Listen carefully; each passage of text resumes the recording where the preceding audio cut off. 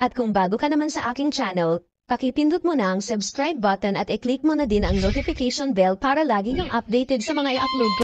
Bago pa man dumating ang mga dayuhang mananakop, ang Pilipinas ay nagtataglay na ng sarili nitong kultura at kasaysayan. Gayunpaman, ang maigpit na pamumuno ng mga Kastila ay umantong sa pagkasira ng mga naunang record ng bansa.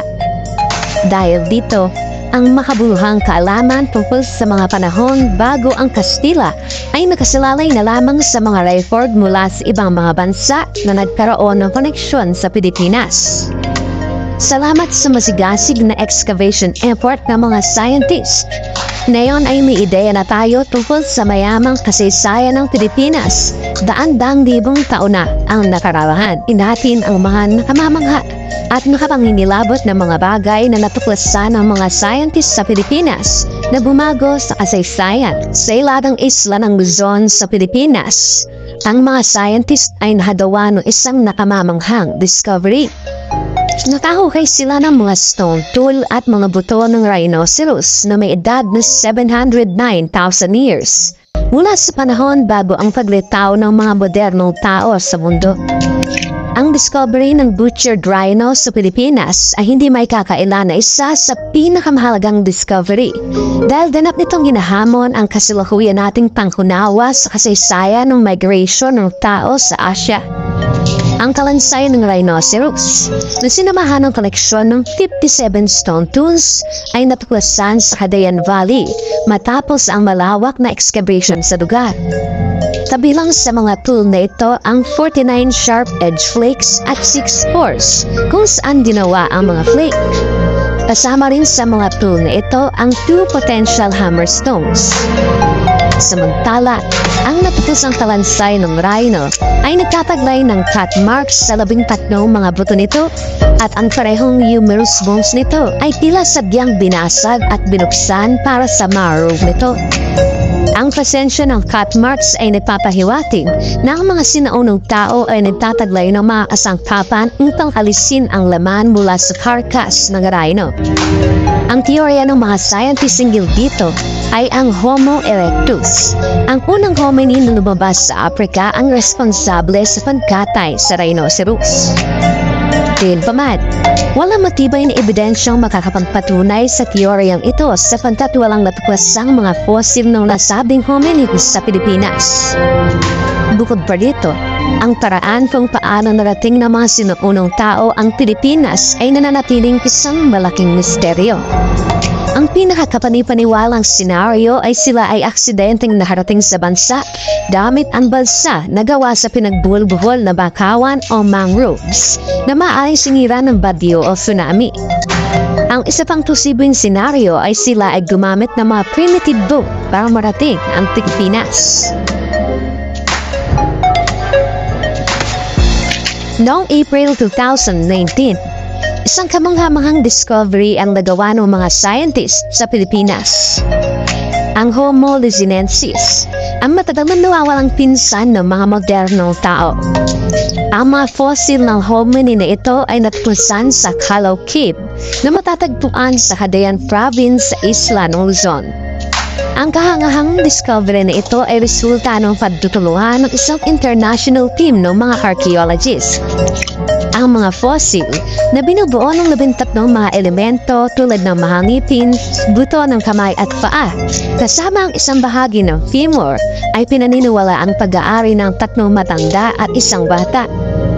Ang Homo luzonensis na may tinatayang edad na hindi bababa sa 50,000 hanggang 67,000 years ay kabilang sa isang natatanging linya ng mga hominin na hiwalay sa Homo sapiens.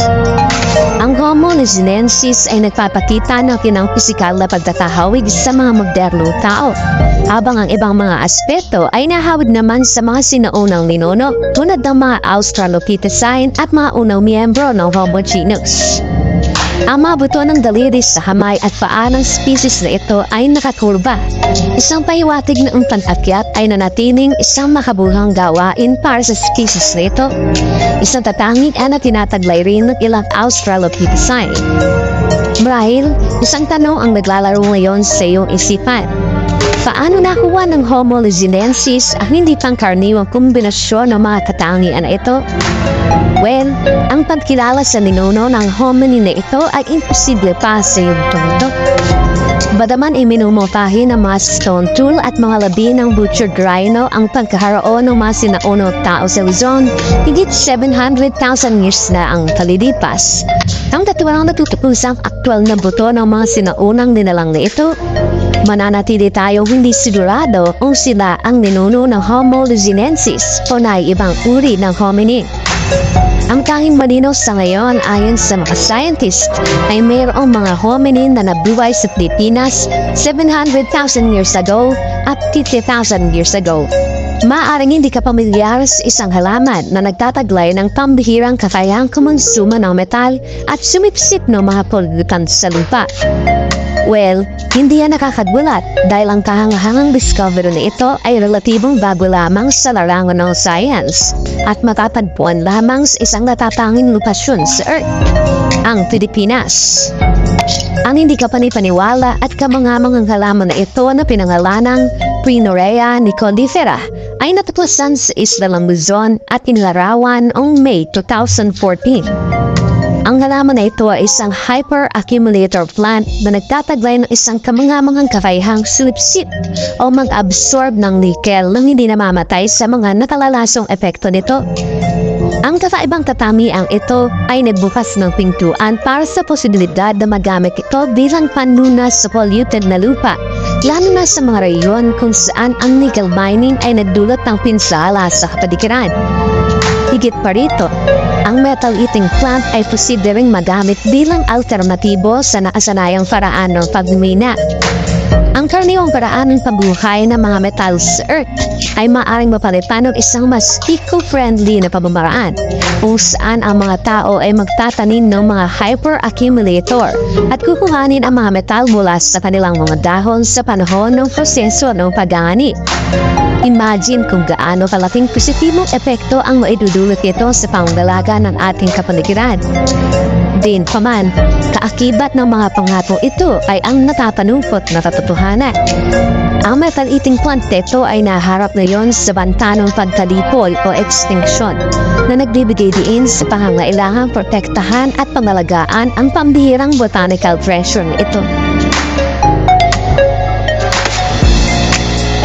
Sa buong mundo, ang mas sinaunang cave paintings ay palaging buwibighani sa ating pagkahumaling at ang Pilipinas ay hindi na rin nahuli rito.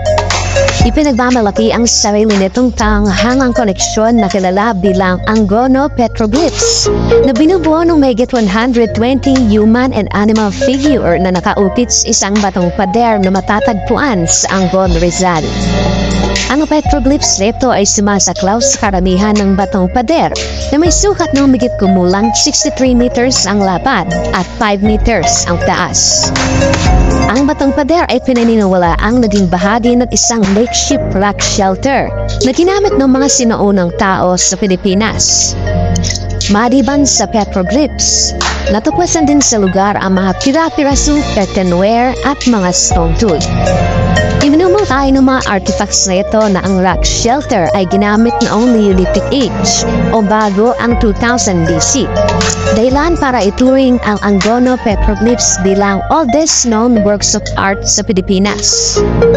Ang petroglyphs ay malinaw na nagpapakita ng mga figura ng tao, palaka at butiki, kasama ang iba pang mga disenyo na maaaring naglalarawan ng iba pang mga interesanteng figura. Ngunit dahil sa erosion ay hindi na makilala ang ilan sa mga ito. Dahil sa magkakaibang estilo na naobserbahan sa petroglyphs nito, iminungkahi ng mga researcher na maraming individual ang nagpukit sa mga ito bilang bahagi ng isang group effort. Noong sinaunang panahon, isang language barrier ang pinaniniwala ang nag-exist. Dahilan parang ating mga ninuno ay umasa sa mga simbolo bilang kanilang pangunahing paraan ng komunikasyon. Ang mga simbolismo at figurang ito ay nagsilbing paraan ng pagpapahayag ng kanilang mga iniisip at damdamin sa kanilang pang-araw-araw na buhay. Noong 1973, idineklara ng gobyerno ng Pilipinas ang Angono Petroglyphs bilang isang national cultural treasure upang protektahan ang lugar mula sa vandalism at environmental erosion. Nang sa ganon ay matiyak ang pangangalaga nito para sa mga susunod na henerasyon. Aksidenteng natuklasan noong 1986 malapit sa bukana ng Nugtang River sa Laguna. Ang Laguna Copper Plate Inscription ay ang pinakamaagang historical document sa Pilipinas at ang nag-iisang dokumento bago ang mga Kastila na natagpuan hanggang sa kasalukuyan. Ang dokumento na ngayon ay itinalaga bilang isang national cultural treasure ay may sukat na 7 by 12 inches kapag naka-unrolled at nakasulat sa kawi, isang sinaunang Japanese writing system. Ang higit na nakaka-intriga ay ang katotohanan na ang pinakamatandang dokumento sa Pilipinas ay hindi isang tula o isang punta, kundi isang legal document na kilala bilang Pseudo Patra na nagsisilbing resibo sa pagbabayad ng utang sa konteksto ngayon. Ayon sa nilalaman nito, ang utang na ginto na nagkakahalaga ng 1 kati at 8 swarna na katumbas ng 865 grams na pag-aari ni Namoran ay opisyal ng kinapansilan ng kaharian ng Tondo sa panahon natin ngayon. At ito ay iginagawad sa kanyang anak na babae na si Lady Angkatan. Pagitan ng 2011 at 2012, ang mga archaeologists mula sa National Museum ay nagsagawa ng excavation sa adubatan ng Mount Maclayao sa Sitio Pamhantik, Quezon Province. Sa loob ng panahong ito, nahagawa sila ng isang kamanghamanghang discovery na binubuo ng 15 limestone tombs at iba pang mahalagang artifacts. Ang archaeological site na may kabuang sukat na 280 hectares ay protektado ng gobyerno at pinaniniwala ang naging lokasyon ng isang 1,000-year-old barangay na minsan nanirahan sa lugar. Gayunpaman, matapos ang isinagawang carbon dating sa mga buto ng tao na nahuhay sa lugar, napag-alaman ng edad ng lugar ay mas sinauna pa, sa pagitan ng 890 at 1030 AD. Ang pinagkaiba ng didingan na ito sa iba pang ginalugad na mga lugar sa bansa ay ang pagkakaroon ng mga limestone coffins, a first of its kind sa Pilipinas. Ang makabuluhang ebidensya na ito ay isang patunay na mayroong unlad na sibilisasyon ng mga sinuunang tao sa Pilipinas, bago pa man ang dayuhang kolonisasyon. Naniniwala ang mga scientists na ang mga libingan ay mayroong mga takip na malamang na pinalumutian ng mga pre-colonial pattern. Sa kasamang palad, ang mga takip na ito, kasama ang mga kalansay at burial artifacts na dapat ay nasa loob ng mga libingan, ay nakuha na ng mga treasure hunters bago pa man magkaroon ng pagkakataon ang mga scientists na makapagsagawa ng komprehensibong pagsusuri sa lugar.